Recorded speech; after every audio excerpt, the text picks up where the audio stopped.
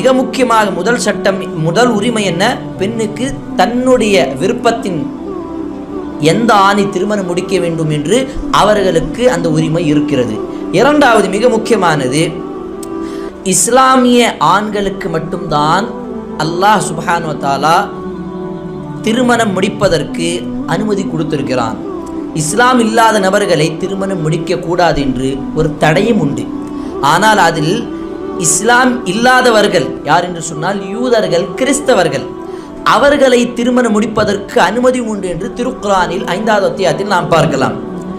5வது அத்தியாயத்தில் 5வது வசனத்தில் அல்லாஹ் கூறுகின்றான், அஹ்லுல் கிதாப், யூதர்கள், கிறிஸ்தவர்கள், அவர்களை நீங்கள் திருமணம் முடிக்கலாம் என்று வசனம் வருகிறது.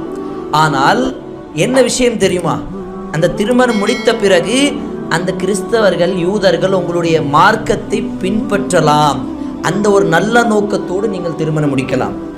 ஆனால் யூதர்கள், கிறிஸ்தவர்கள் இல்லாமல் முஷ்ரிக்கீன்கள், அல்லாஹ்வை முழுமையாக மறுக்கக்கூடியவர்கள், அவர்களை திருமணம் முடிப்பதற்கு அல்லாஹ் தடை செய்து விட்டான்.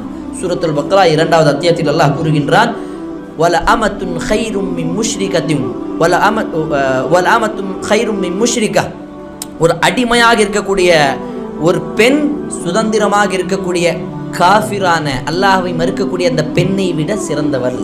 அப்ப அடிமையாக இருந்தாலும் அவன் அல்லாஹ்வை நம்புகின்றான். அது அடிமையாக ஆணாக இருந்தாலும் பெண்ணாக இருந்தாலும் முஸ்லிமாக இருக்கின்றான். அந்த நேரத்தில் ஹைருன், அவன் தான் சிறந்தவன்.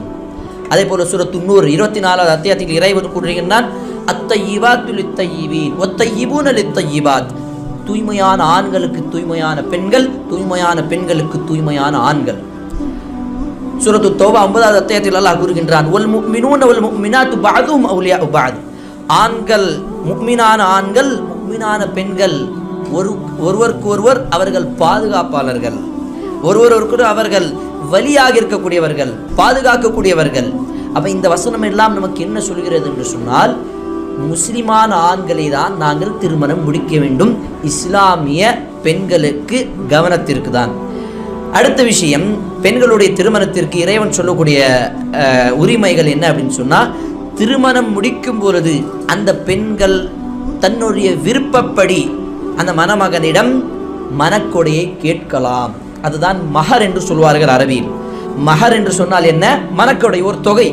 திருமணத்துக்கு அந்த நேரத்தில் எனக்கு ஒரு 10 லட்சம் வேணும், ஒரு 50 லட்சம் வேணும், ஒரு கோடி வேணும், அதனுடைய ஒரு முடிவில்லை, அதனுடைய ஒரு எல்லை இல்லை, எவ்வளவு கேட்கலாம் என்று சொல்லி.